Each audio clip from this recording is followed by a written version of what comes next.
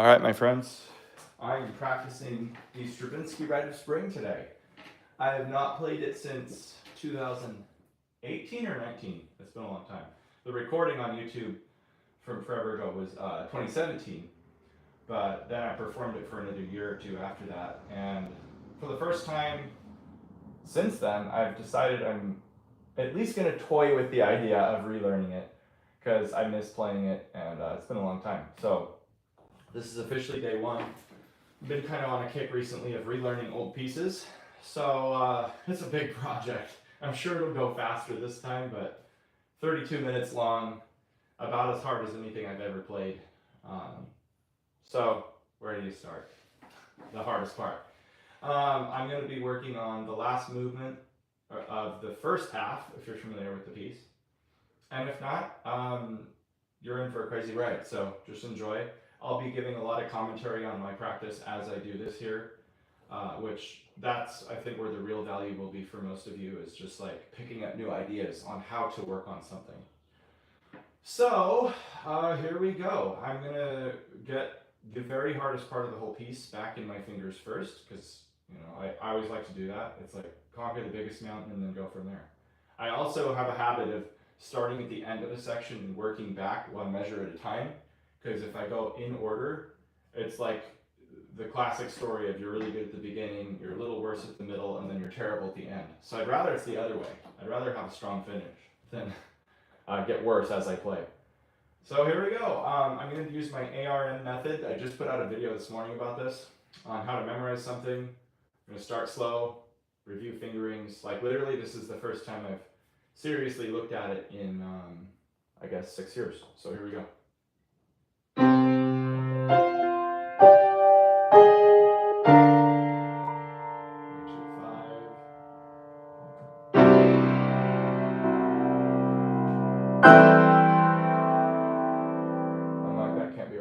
I guess it is. Okay, there we go. So now, I'm not gonna, well, I guess I could turn the page each time. Because I said in my video, you should turn the page so that you're not even tempted to look at it. So why not? I'll take my own advice.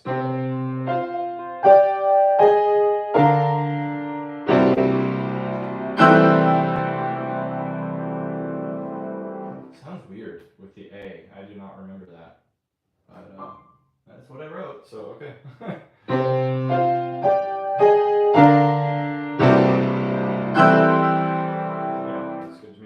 Okay, so one thing my teacher always said is a trick he called cross-hatching, when you have two-handed jumps. I'll show you in a second here. So right here, both hands are about to jump to the left. My left hand is on D, but my right hand is going to go to about that range. In fact, two of my fingers are surrounding the D that the left hand is currently on. So most people jump both hands at the same time, like this. My teacher always said, find one hand before you jump the other, so that you get the reference point from the other hand where it already is. So you go like... And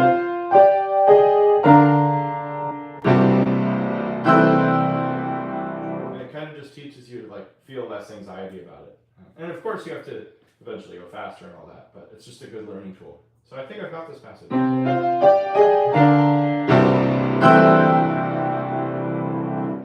Okay, so here we go. A measure before that. So just starting at the end of the measure, and then I always go to the downbeat of the next measure so I get the transition. Let's see, what fingering did I do?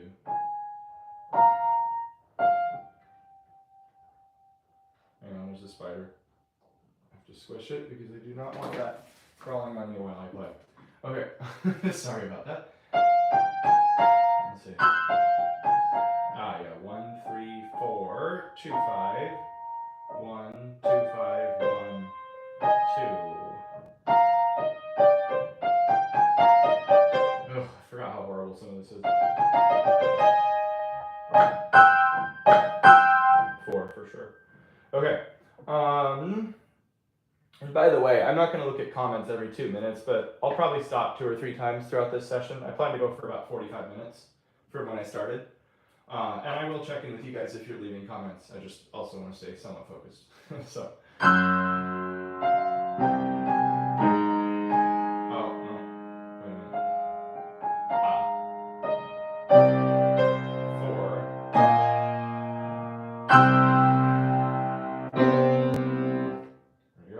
turn the page. By memory now, once.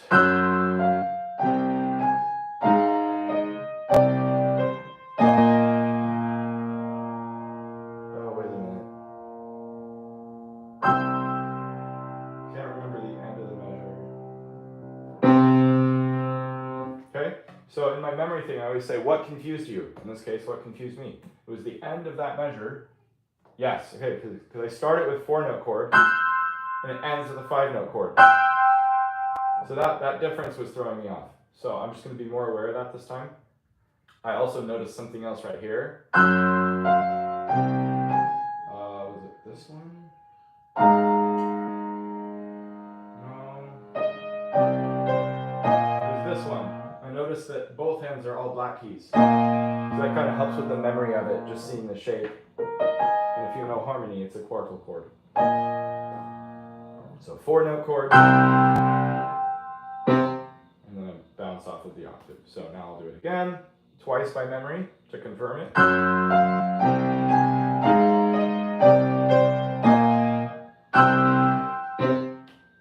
we go. Oh wait, I gotta go twice.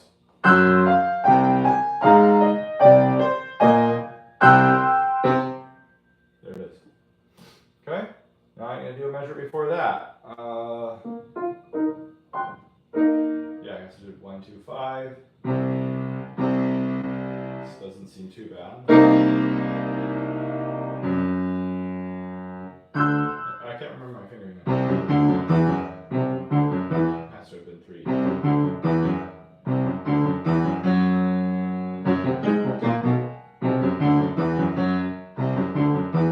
Yeah. Okay, I got it.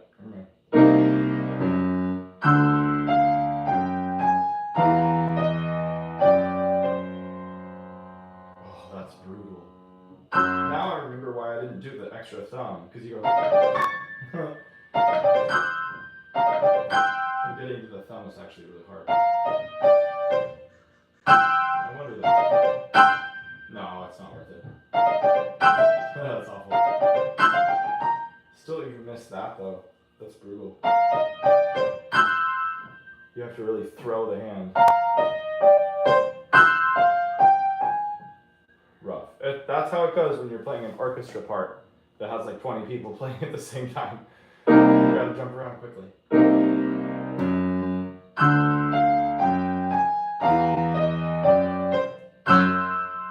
Okay. By memory.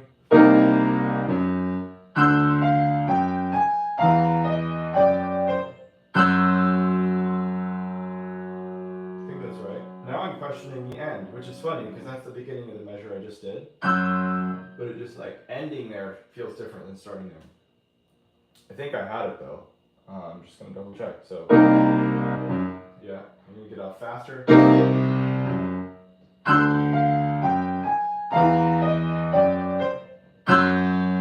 that was right. Okay, so twice by memory.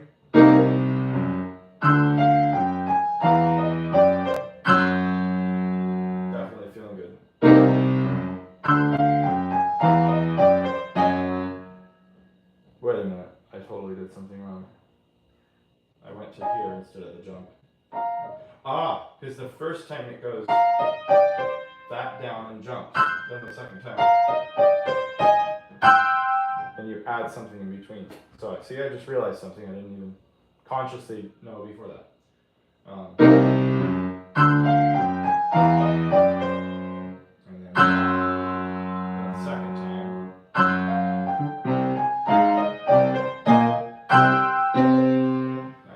Okay, I think I have it, but just to double check, the thing that confused me was, in fact, the order of what happens after that tuck over of the hand. So,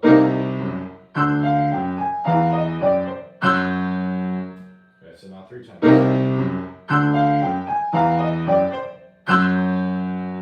A little stiff in the transition, so let's try again.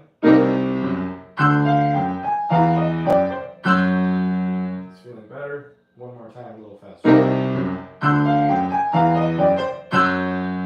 I definitely have it now. A measure before that. So we have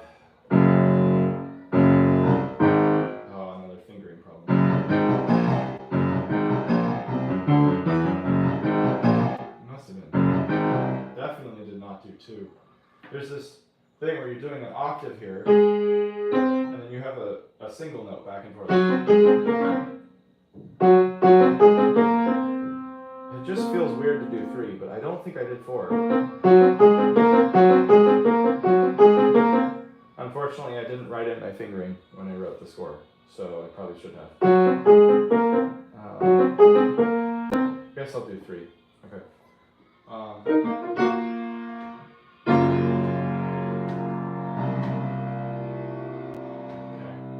Full chord. 3 against 2.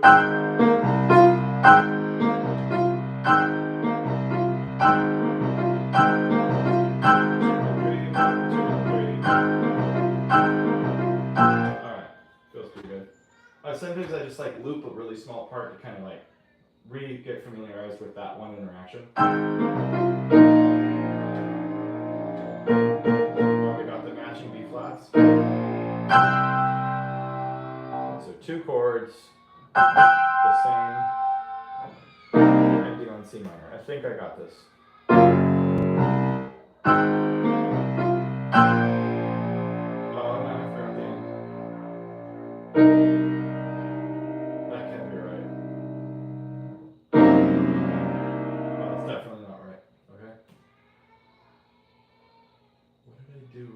Oh, I know what I did wrong. Okay. Right here, after the triplet, 2 against 3, I went back up to the top, and I was supposed to stay down low. Yeah, because I forgot my matching B flats. Okay, that makes sense. By the way, pro tip, if you haven't picked up on what I've been doing, you should be able to verbalize what's not going well every time. Like don't do 5 repetitions of something to try and work on a problem. If a problem happened one time, say it out loud so that you're twice as aware of what's going on. And I'm not just talking to you, I'm talking to myself. I do the same thing out loud even when there's not a camera here, because it makes my brain more aware of the problem, and I'm much more likely to actually proactively solve it the next repetition, instead of sitting there putting in reps for no reason. Like if you notice, I haven't done more than like 3 to 5 reps on anything today, and then I go on to the next thing. I don't need to do more reps than that when I'm aware of what the issue is. So anyway, steal that as you like.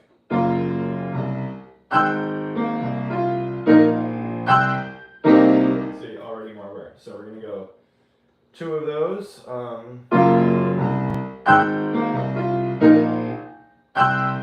It's getting better. Pretty good. Now I'm just not sure on the articulation. So get off of this quickly. Off of this really quickly. This is a more arm weight tenuto sound. Very bitey staccato. So, and now 3 times.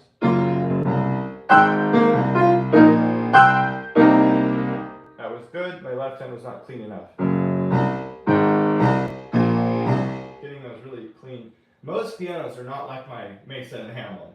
They're going to be really washy down in the bass range, like this. And you're not going to get a good clarity, so it's so important to over-articulate in the bass, like. Whereas up here you could be like. But here, my piano is really bright and clean, but most are not. So that's why I'm practicing over-articulating, so when I play it on a different piano, I'm not likely to get a worse result. So, hear that sharp cutoff right there.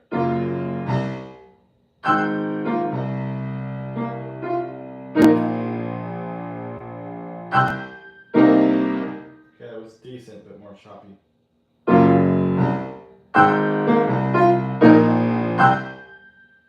It's this one. It's when I'm doing the 2 against 3, focusing on that, then I get sloppy in the left hand. So let me try just that.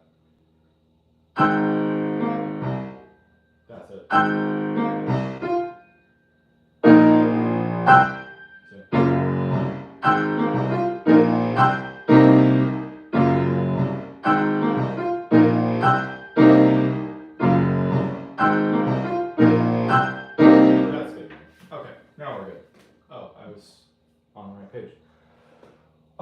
measure before that, and I almost have a whole section. The parallel fifths. This was one of the worst measures of the whole thing.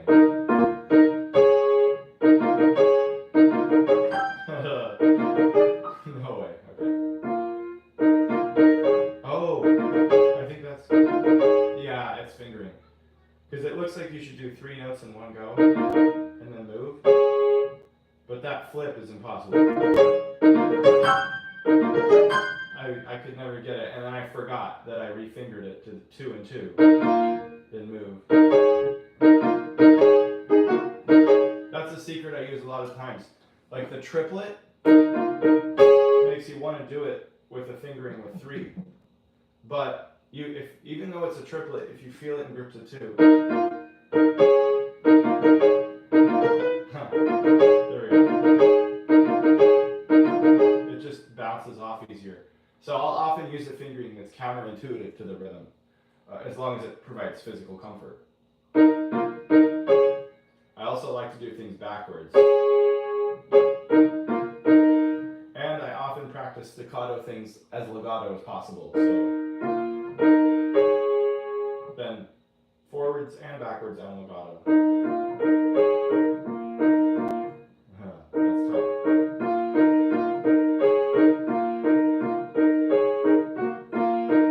Not a lot of margin for error here, so I'm really focusing on just the middle of my fingernail landing on the middle of the key, so I'm not hitting the sides and slipping off, you know, like every finger really lining up on the right interval here. I'm literally looking only for that. Like, it's not just whether I got the right note, it's whether I got the middle of the right note with both fingers. Staying really close to the key, not popping out a lot. Still having a tendency to miss, especially when I come back.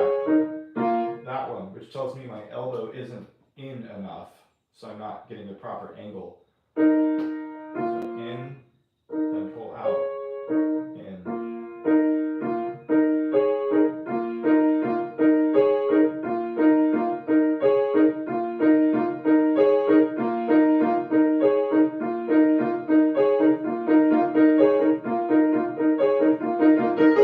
Okay, now I'm going to double tap each one for the articulation.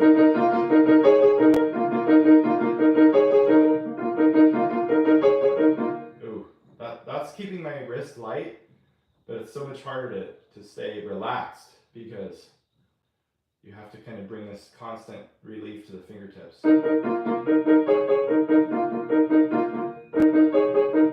It's that same finger I keep missing.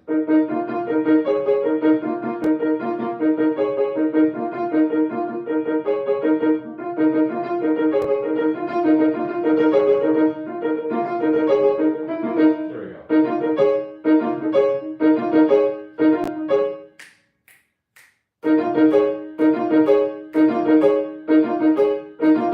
There we go. What a pianist goes through to get 4 notes right. That's how it goes. Alright, so here we go. Now I gotta get that left hand articulation.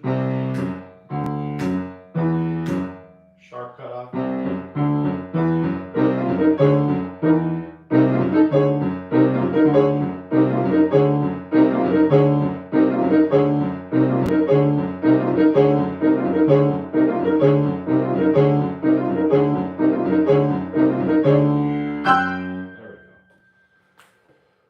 It's important to just take breaks, roll your everything, wrist, elbow, shoulder, just stay loose, you know. So there are passages like this where you can't really stay loose while playing it, and so you just have to take breaks a lot when you're practicing to avoid tension, strain, injury, all that kind of thing. I like doing what my teacher called the puppet on the string, where you just let everything hang. Like basically from the elbow down. Maybe you raise it and then you let the elbow hang down, the wrist, the fingers hang down. It's very wobbly. And the puppet on the string is just an immediate reset of locking anything. So it's like, even if this feels a little awkward, then you just kind of do that for a second. And then you let the shoulders drop. And you do it again. Drop. hang from the elbow down, and then drop the shoulders. It's just like, it looks very sloppy and it feels kind of sluggish, but that's the point. It's like you're counteracting the frequent strain you're putting yourself through. And don't do this like every 3 notes. This is a particularly strenuous measure, so that's why I haven't even pulled it out until here. But in any case, here we go. Okay, now. When you have to repeat a single note without changing finger, move the wrist position. So it doesn't feel like down, up, down, up. It feels like backwards, forwards. Keeps you more relaxed because you're in motion. You probably heard me say before, when tension, wait a minute, how does this start? When motion stops, tension starts, right? So if I don't move, then I'm going to get tense.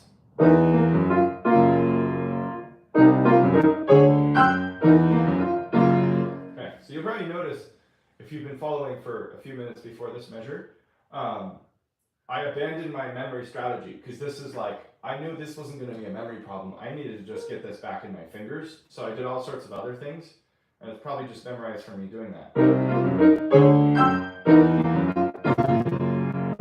I think that was right. Yeah. A little stiff, but I'm getting it. All right, so now the measure before. Also a terribly difficult run.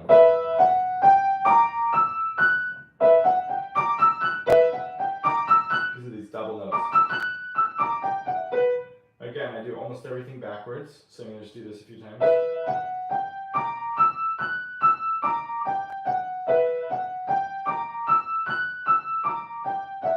Oh, reversed it. The reason I do it backwards is I really believe if you can do it backwards, you learn the motion better. Because a lot of times you sort of just like stiff neck it, kind of a thing. But if you do it backwards, you're more likely to actually like think about where the crossovers or unders are. And then you also start to feel the direction in both ways, leading to greater mastery. See how I sort of have to use the elbow here. So it's like out, out, in, and that confirms it. So. Oh, I just hated this though. It's like. Oh,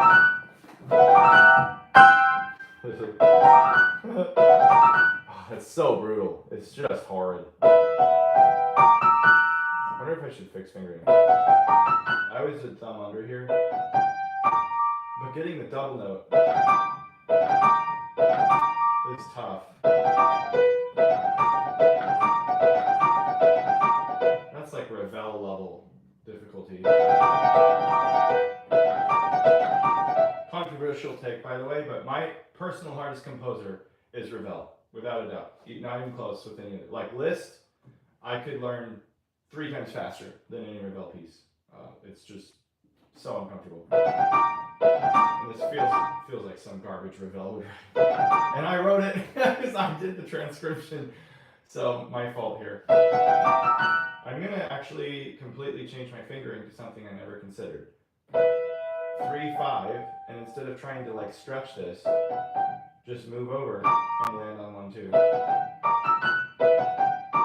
I know why I didn't do that the first time, because it's sort of a jerky thing, but after all, it's a double note, so it'll naturally have a little more punch anyway. And it's really hard to get the accuracy, but I'd rather get a wrong note and keep the tempo than like get all crammed up. So that's why I like revisiting a piece. I always like think of things I never thought the first time, or the first 6 times that I played this actually. Oh wait, it's double the speed. I forgot. That's rough. Talk about slow practice. That is rough. That is really hard. It's that third note right there. Getting that articulation is rough. So if I'm not like speaking a note in a passage, I'll often accent it.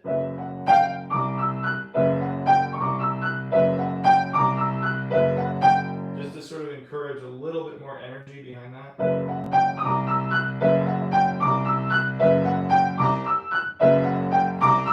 That is just miserable. It's almost better to just... Like,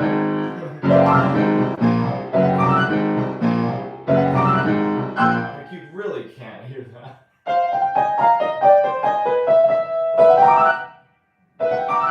Oh, yeah, I don't know what I was thinking. I was trying to get the whole flute part, which is actually 8 notes. And like, there's not time to articulate all that. So I condensed it into triplets to try to like make it less energetic. Because that slowed me down. But even the triplets are just rough. Yeah, I don't know. That's brutal. That's just awful. Anyway, I'll stop complaining. So, I'll try it, give it a few days. If it doesn't speed up, I'll just glissando. Sharp left hand.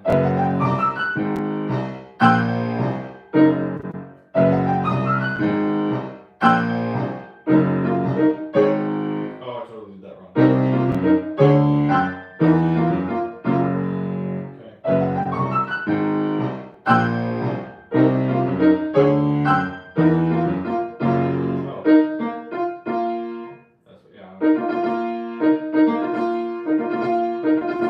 Actually, the original is double fifths. I think I just simplified it.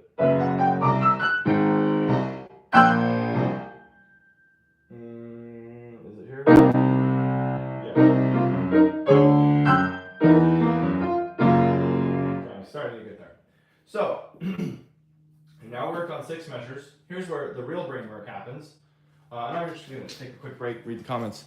But I'm now going to combine all that and do like 6 measures together. Okay, here we go. Nancy just started learning. I'm sure some of these people aren't here anymore, but here, I should actually like say hi.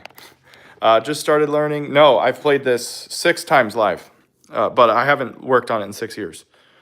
A piano is difficult because of how many keys it has. Disagree. I say hi to somebody I can't read. Can I play La Campanella? I mean, I've played it before, but not like Evgeny Kissin level. How am I, sir? I am doing well, thank you. Good morning. Oh, David, good to see you. Sounds awful. Thank you. Thanks, Stravinsky, for that. Can I play Liebestrom number 3? I can. Not today, though. I'm practicing. Love this piece. Love watching you work through it. It's really insightful, and the slow work is so necessary for this piece. Oh, 100%. Yeah, you can't just like ram through it. When I play it, I ram through it, and then I go, yeah, that's not going to happen today. Yeah, Raquel answered, who actually, shout out, she's like my admin for everything. She helps with, she's like half the reason I can post so much, by the way. She posts all my videos for me. And provides edit notes for all my long form, so I'm giving away all my secrets. So good to see you, Raquel. And Minute Waltz, Opus 64, number 1. Okay, fine. I'll take like a 20-second break and play 20 notes of it. I haven't worked on it in a long time.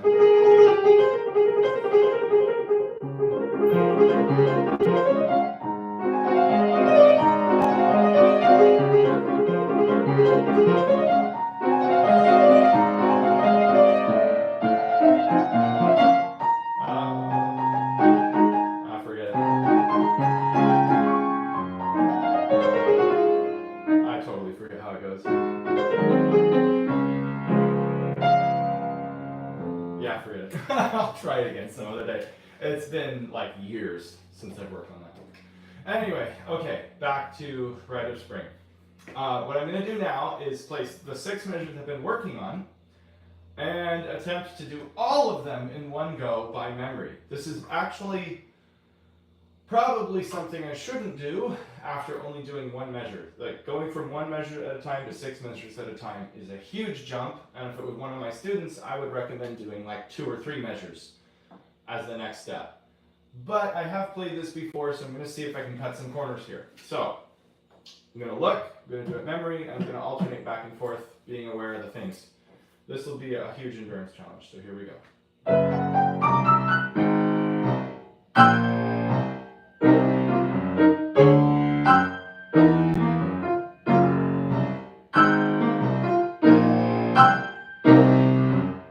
group.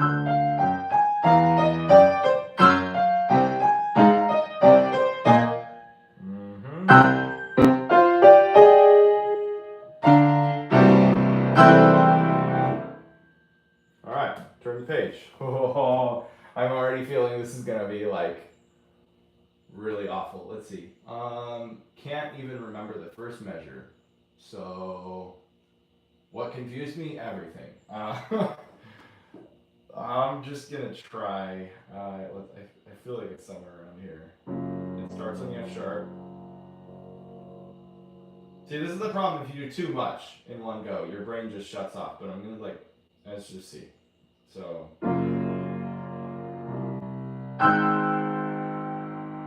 There's something. Okay, then triplets on the second measure.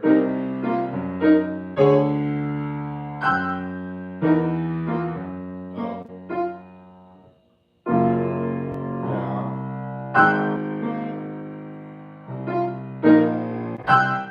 Here's where the new group starts. I think I'm on measure 4.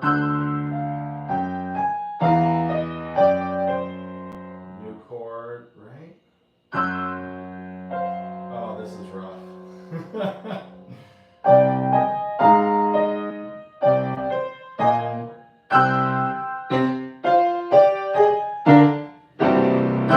Okay, that was actually about what I expected. Let's give that another shot.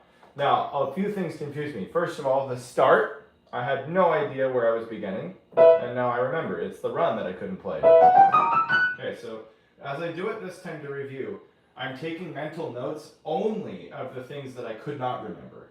So the beginning, and I'm going to say them out loud. I did remember the triplets on measure 2, so that's good. Yeah, I have all of measure 2 right.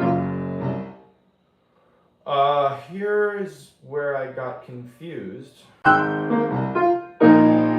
Because I forgot that there's 2 beats that have the single notes. So I remember now. And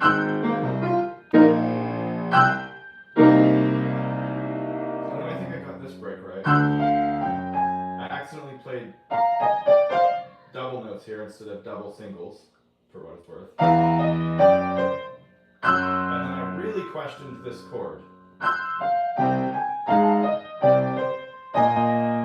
The rest I had right.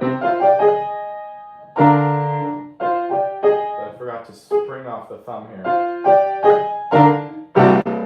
Okay, so this is a great example. If you've seen my ARM video from this morning, this is a great example of like too long of a chunk because I had about 5 things that need to get better. And I always say like don't do more than 3. That said, I am going to push forward again because I feel like I've done this so much over the years. I can do a little bit more in my conscious memory than most people because I've literally put in thousands and thousands of reps throughout hundreds of pieces using the same method. So I'm like really used to the process. I would just never recommend anyone do it when you're first learning it. Unless you have like 2 or 3 things to think on max. So anyway, let's give it a shot. I know the opening run starts it off. We can keep talking out loud.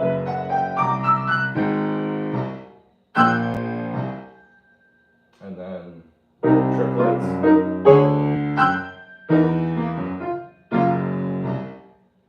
Single notes again.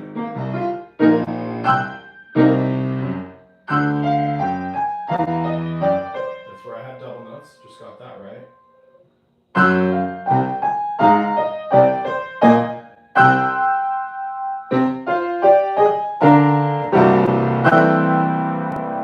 Okay, I want to say I actually got everything right, except for like the pauses. I'm pretty sure. It felt like I skipped a measure, but then I was like, I don't know where, so let's try it again. Again, that's why you alternate looking and memory. The memory highlights what you don't know. The looking gives you a chance to work on what you just didn't know. So here we go.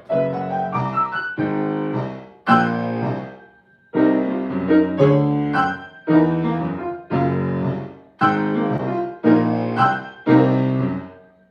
that's where I was questioning it. There's 1, 2, 3, 4 big chords leading up to the second part. And then 2 small chords. Oh, and that's the other thing, is there's these groups only twice. And I thought there were 3 of them, but I guess that's right.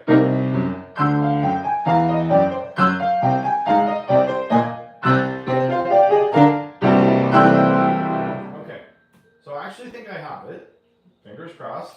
I'm going to now try it twice by memory and see.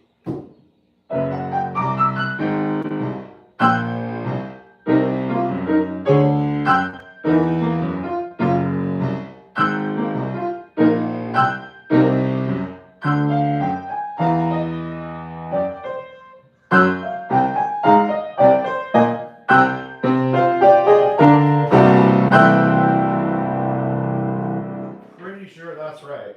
So I'm going to go like 2% faster.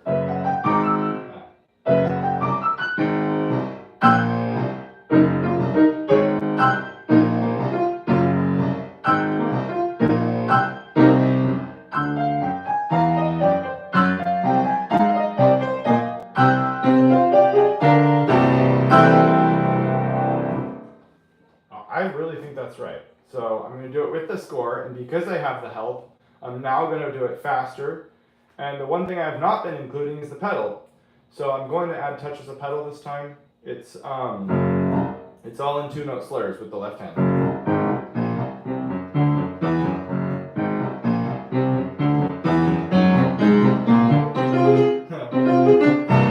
That last measure sucks. I totally slowed down in my recording there. Some big dramatic thing just to, I mean, it works with the character too, but anyway. All right, I'm going to add pedal, go a little faster. I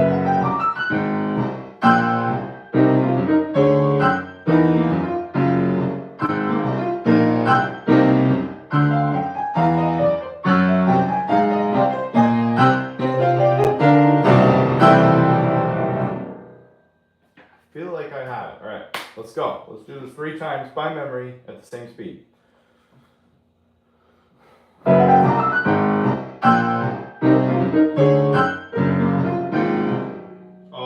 Oh, I already got off. I'm going to skip ahead. I never go backwards. I'm going to skip ahead to where I know.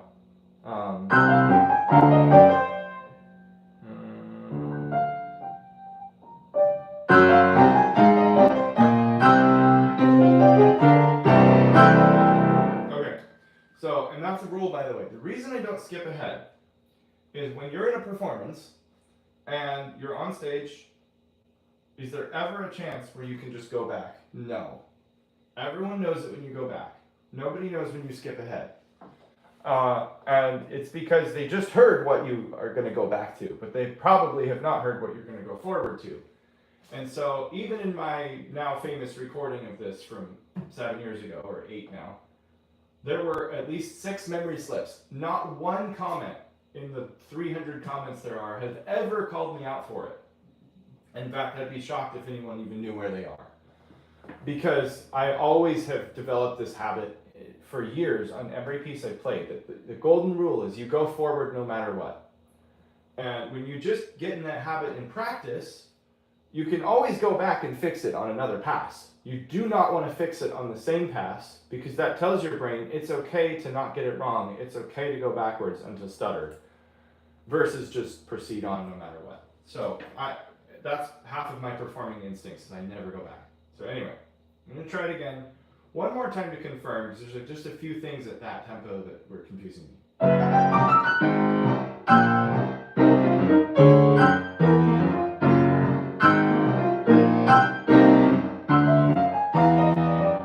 Yeah, that's right there. That's the one. This chord with the F sharp, which actually confused me about 20 minutes ago when I was on that measure. So for some reason, that one's not clicking.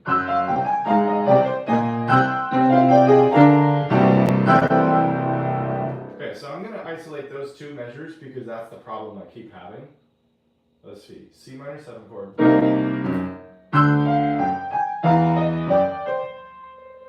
Something about this transition. We're going from like tritone. Oh, we're keeping the F sharp. Maybe that's what I was missing. That is what I was missing. Okay.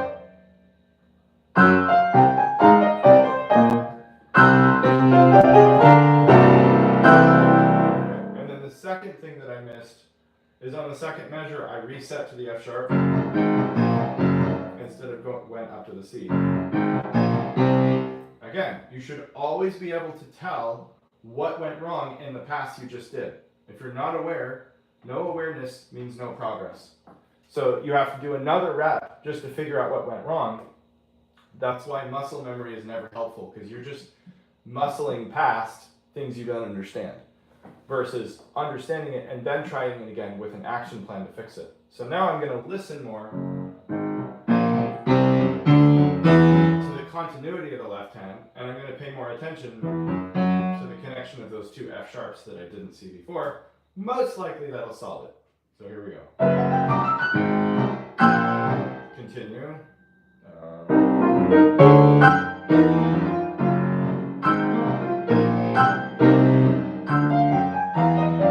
Connection of the F sharp.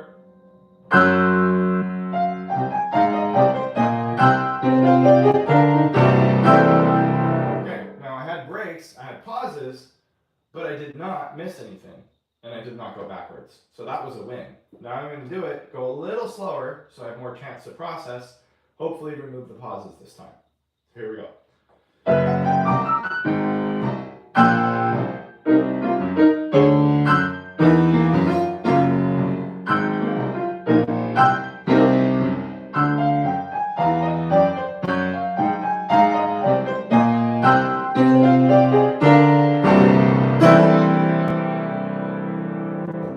I feel like it's definitely starting to click in.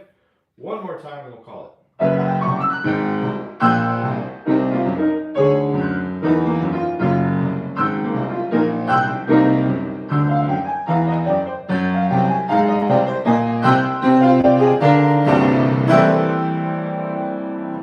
Nice.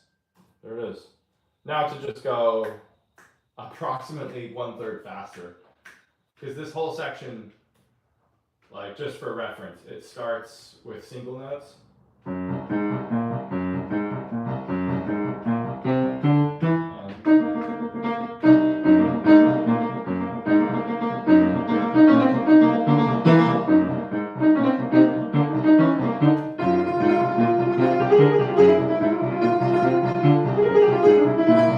And so that's the tempo we're working with.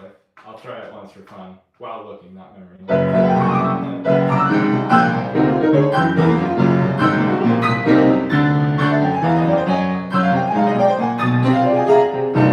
Yeah. Needs some work, right? But it's first day back, so I think that was successful. All right, I think we're probably at time. I have, oh, look at that. 13 seconds left on my clock for practicing. So it's about to go off. Let me come back. Okay. So let's see. There are a lot of questions. Wow. Okay. I'm going back all the way. Lovely. Good luck on the piece. Thank you. Is this the ending of the first part? Yes, it is, Jep. GD. Someone else is going to need to answer that. I played the first bassoon in Sacre a month ago. Amazing. That's so epic. So you did the opening line. I mostly listen to Chopin and Bach. Okay. Cree Signore. Let's see. I just started playing. It's been 2 months, and it's the first time I've played for every day, and I've had my hands on instrument. So I'm hoping the hobby sticks. Thanks for the videos. Hey, if you're still here, congratulations. Keep it up. It's like, honestly, I really believe this. The hardest years of the piano are the first 3 because it's hard to develop the habit, and then it's hard to stay with the habit, and then you start burning out really quick because you like improve for like a few months, and then you go, oh my gosh, nothing's working anymore. And here's why. Quick rant for everyone here. because this applies to beginners and advanced concert pianists like Mark Andre Hamlin. This principle never goes away. So it goes like this. In the beginning, everything is new. So everything challenges you, like learning what middle C is, a C major scale, basic 5-finger patterns, brand new. Automatically, where you're at right then and what you're learning is like 20 levels above you. So you're like, it's going to challenge you, and just like a rubber band, it's like stretched out to the max, and it causes strain, which causes your brain to adapt to a problem. So it's not easy, but because it's so far above you, it's actually because it's hard that you progress really quickly. And then after a while, you're doing a bunch of different things and you realize, I've adapted to that problem, and you don't see as much of a gap anymore. Like, you know you can't play La Campanella, and you know you can't do what a lot of other people do, but you're sitting there like, I don't really know what the thing is I'm pushing for. So a lot of things you do end up not challenging you, and then you stop progressing. So the secret to that is, if you haven't seen my video on this, the 90-10 principle. You always have to push well past your ability. Otherwise, your brain shuts off and stops paying attention. So there's so much more to that. But just the key to burnout is actually to stop practicing at your level. Keep practicing above your level. And all of my videos are about that to some degree. But Cri Signor, if you want some help also, or want to do some one-on-one study even, email me. Any of you can email me if you want help. AP, my initials, at aaronpetitpiano.com. And we can have a discussion of what that looks like, because I'd love to help you keep that habit. So here we go. Rite of Spring is one of my favorite ballet. Duke, I'm with you. It's epic. And yes, it definitely sounds like the ending of a Zelda game. Oh my gosh, I grew up playing all the Zeldas. Like up till Twilight Princess Wii, I think I played every single one. And then I started piano, actually, and stopped playing video games. It took over. I went from 6 hours of video games a day from like age 5 to age 12. And then it like out of nowhere started piano at age 12 and then went to 6 hours of piano a day. It was just a complete replacement. But anyway, okay. Suggest some tips for an intermediate player to not get distracted when there is difficulty in focusing on a piece for a long time.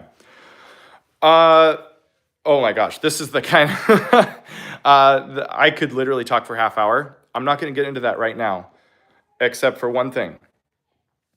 Set a timer and don't focus on one piece for a long time. I did it today, so I sound like a hypocrite, but I've literally taught how to practice perfectly for like 15 years now. Well, at least, especially the last 9. So I really have this process locked down. You should spread your time between like 2 or 3 pieces. And let's say you have 45 minutes, do like 15 minutes each, as opposed to 45 for one piece. Because in general, the longer you practice something, the less you will focus on it. That's just a general rule. Even Chopin says 2 hours a day is enough for practicing. If you haven't read that book, I've got a copy somewhere. Chopin, Pianist and Teacher, as seen by his pupils. In any case, I have a club called Key Learners Piano Club. This is for In Coffee Brown, or any of you, where we do 3 live calls a week. And I give you practice advice. I give you structure. I give every member a custom practice plan. So if you're like, I don't necessarily want one-on-one study, but I want a lot more progress than I'm getting right now, that's the place to go. And it's literally less than 10% of studying with me one-on-one. So it's a very low investment on your end, very high return for this kind of stuff. And that's where I could go much more in depth with questions like this. Okay, so, and by the way, if any of you want to look that up, petitpianomastery.com/KLPC, Key Learners Piano Club, and Petit like my name, petitpianomastery.com/KLPC. You can read all about it, see the features. We have guest artists every month. So just to layer it on a little bit more, Alexander Gadjev is coming in about a month to do a guest class on how to be prepared for a performance. He did the silver medal in the last Chopin competition. So it's a lot more than just what you get from me. Anyway, okay, I once asked Natalia Rubinstein from Brahms Trio if she has any relationship to Anton, and realized that it also was one of the most common names. That's funny. Has anyone been to the Chopin competition in Poland? Not live. Question to Aaron, why spend so much time on actively memorizing in the beginning? I usually only do that, the very last thing. Well, again, that's a very long answer. However, let me just put it this way, Jep. If you don't memorize right away, you don't have a foundation to work with. And the biggest problem with memorizing right before performing is you're actually not memorizing it. You've built in a lot of muscle memory at that point. So the key to overcome that is to get active conscious memory before the muscle memory sets in. Because if the muscle memory is there, you don't know what you're actually memorizing versus what your fingers are just recreating. So you will likely have 10 times more memory slips through muscle memory than through conscious memory. So for me, the first step on learning any piece or relearning any piece is look at the notes, fingering, and rhythm with a conscious memory process. And then start doing your detailed work, pedaling, harmony, inflection, dynamics, balance, shaping and crafting the piece, studying the architecture of it. Like, just get the foundation first before you build the house. Otherwise, it's like taking a really bad piece of wood and just pouring shellac on top of it. It's like, just get a better piece of wood first, and then you don't need to put all this low quality stuff to make it look like a good piece of furniture. So that's my answer. Take it or leave it. Okay, instead of memorizing. You can't even play Clementi. I'm not sure what you're talking about. Watch my Beethoven Waldstein and be embarrassed. Okay, are you asking what I do if I don't spend time on memorizing? Okay. Nice hair. Thank you. That's fantastic. Thanks. Good to know. Cree Senor. I am personally a percussionist, so I play xylophone. Do you think your lessons could still help? 1,000%. In fact, all the time, I get flutists, guitarists, string players, all commenting on my videos, being like, this helped me so much, especially the stuff that's about practicing and memorization. But even other things I would say, like I talk a lot about artist mindset, personality, how do you get ready for a performance? All of those things would help. In fact, I even have a mostly guitarist in my Key Learners Piano Club who's like 90% a guitarist, 10% a pianist, and literally says all the time, I have no intention of becoming a pianist. And I'm like, why are you here? He's like, because I learned so much about just music making from you that I can apply it anywhere. So yeah, stick around. I literally get these comments on about every 3 to 4 videos constantly that non-pianists are getting value from my teaching. Okay, have a controversial take on timer practicing. I actually practice completely without looking at the clock and thereby only focusing on results and not time used. Yeah, I think that's take it or leave it. What's really, the timer doesn't make you better. Like, nobody can argue that. I use a timer simply because I have 3 kids, I have a run of business, I've got a million things going on, and I genuinely only have 1 hour to practice every day. So like, I live streamed my practice today. You saw everything I'm gonna do, and I'm done. So I either get it done in the hour or I don't, and if I have a certain goal, I like to divide it up. So the timer is more just about boundaries of how much I'm gonna spend on each thing. But yeah, I mean, at the end of the day, what you should be focusing on is what you're getting better at and how you're getting better at that thing. So anyway, did you ever try to compose something? I've written a lot of music. I don't do it that much anymore. Actually, not at all in like the last 2 years. But I had like a 5-piece chamber piece, for example, with piano, premiered at University of Miami when I went for my degree. I've written a really cool flute bassoon duo that was like in 7/8, like very Prokofiev inspired. And I've written music ever since the first year of my piano studies. So yes. Hi, Shawshank. And then I'm gonna mess this up. Goranjin, your videos and guides have helped me so much. Thank you. I'm so glad. That's why I do that. You want that duo? Email me. I'll send you a copy. It's a really short thing. It's like a scherzo, 90 seconds or something. But it's really fun, super fun. And I was gonna get it performed literally in, I think, May of 2020. And we all know what happened in March of 2020. So I had the performers lined up. They had a performance on the date, and then it got canceled. So unfortunately, there's no recording. Anyway, email AP, my initials, at AaronPetitPiano, aaronpetit.com. Spelled just like it is on my channel. AARONPETIT. Just keep in mind, I have like 60 emails in my inbox I'm behind on. I actually have been pretty sick recently and just kind of getting back into the swing of things. So it might be a little bit, but feel free to hit me up. Is the Chopin competition worth trying to make it do from the US? No. The last American to win it was Garrick Olson, 1970. And Americans almost never get in. For what it's worth, there were like 672 entrants this year. I know because I applied. And I think 235-ish got in. There were literally 2 Americans. So just like let that number kind of sink in. It's totally a biased competition. Not going to get into that. Oh, as a spectator? Oh, yeah, I mean, that would be fun to watch. Yeah, I mean, I'm not going to fly out. I don't have enough cash. But anyway. All right, guys. Well, I got to get to the fam. So thanks for joining me for the practice session today. Hope you learned some things. And I will see you next time.